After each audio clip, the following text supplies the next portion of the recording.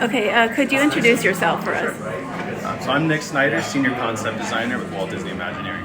And right now we're looking at the Haunted Mansion Parlor concept art, and that's coming to the Disney Treasure next year. And can you tell us just a little bit about how you decided what to pull from as far as the different Haunted Mansions? Sure. Yeah, so designed early on, right from the get-go, we all said this is our chance to get out of the doom buggies that we all, love going through the mansion on. So the starting of everything started with we need to turn that dragon door handle and be able to go through the corridor of doors and see what's on the other side. We immediately jumped into, of course, the iconic purple wallpaper. These were like the key setups immediately for us. Then as we looked at all the different mansions and looking at all the different storylines, we started just picking out pieces and parts of architecture and little bits of story and color palettes and started weaving it all together to kind of make this very harmonious, warm, inviting space that, we get to live in now rather than just riding by in the attraction. And how did you decide to go with Raleigh Crump?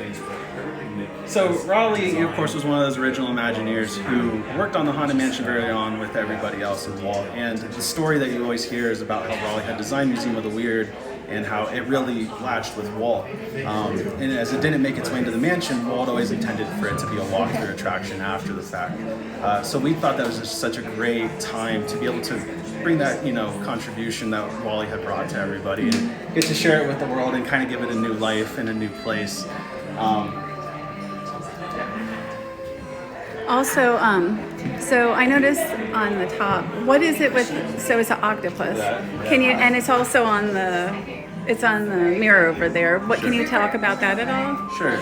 So the octopus on the marquee, and it kind of leverages itself throughout the entire space, was actually one of Raleigh's original sketches from Museum of the Weird, and it was one of the first pieces that really hit that nautical, tone for us.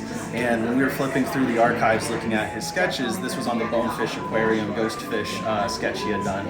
And that immediately just clicked as one of those harnessing points of this is where we can start from ground up on design. That's really cool. And is there anything else, Raleigh, that you can mention here? Or? Sure, yeah. So some of the other details that you'll see of Raleigh's throughout the space that is shown currently in the renderings is even this carpet. If you look close, there's eyes looking everywhere at you. You can see some of his dragon sketches and some of his plant-eating monsters. But it's all woven into this very classic Victorian era rug.